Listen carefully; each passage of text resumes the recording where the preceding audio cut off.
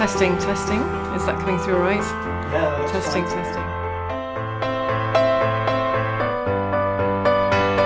So in many ways, I'm a Church of England success story because I went, my family, no connection with church, but I went to a local Church of England primary school, and when I was little I saw pictures of Jesus on the wall. When I was in the juniors, they showed me the Bible and I heard about Jesus in the Bible.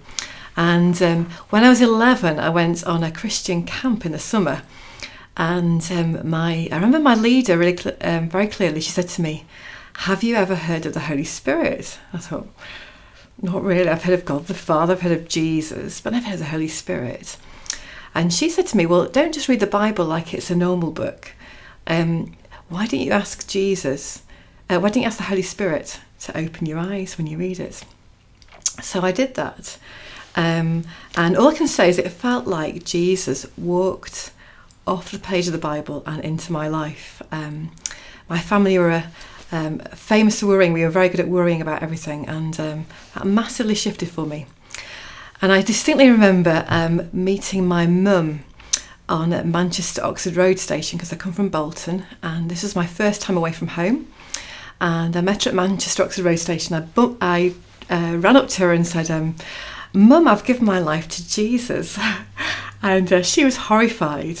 And she continued to be horrified for many years after that. And I'll come back to a bit more of her story later on.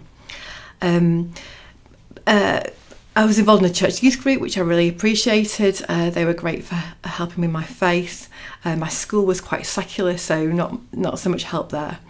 When I was 18, again I was involved in another camp in Wales this time, and again I've been reading in the Bible about the Holy Spirit, interesting again, and I found this interesting gap in my experience, because it said, Jesus said, John the Baptist said, I've come to baptise you with water, but one who will come after me will baptise you with the Holy Spirit and fire. I thought, I have no idea what that means. And on this camp, a number of people returned. I've been going for a few years, and they returned, and they seemed to be alive and on fire with their faith in a way that I hadn't experienced before. And one of the leaders said to me, would you like me to pray for you to be filled with the Holy Spirit? And I thought, I would love that. And so that was August 1990, and all I can say is that I had an incredible sense of the presence of God, and it's like my spiritual antennae went up in another way, and reading the Bible again became more and more to life in a way I hadn't experienced. After that was not an easy time, actually, because I went to university and was quite homesick, and I'd been used to being the brightest at school, and I was now average to bottom in my year in the university. And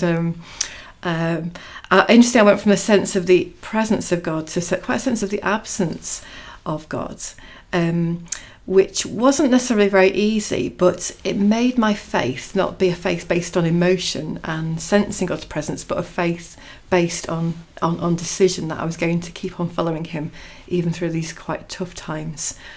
My dad died when I was quite young, and my mum also, this was about 6 years ago, just to finish her story, is she still thought I was completely mad for believing all this sort of stuff. She called it Jolly Robbins. Don't bother believing that it's Jolly Robbins.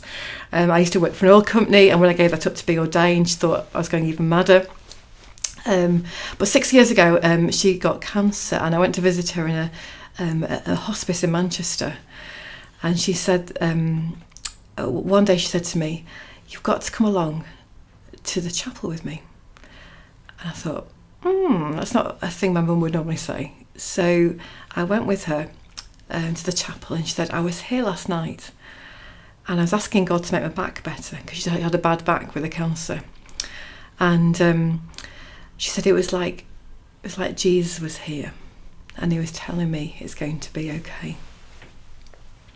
And she said, "That's what you've been telling me all these years."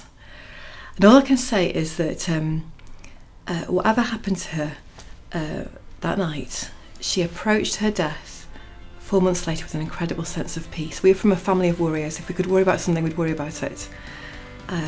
But something incredible happened to her, and I will always be grateful for that.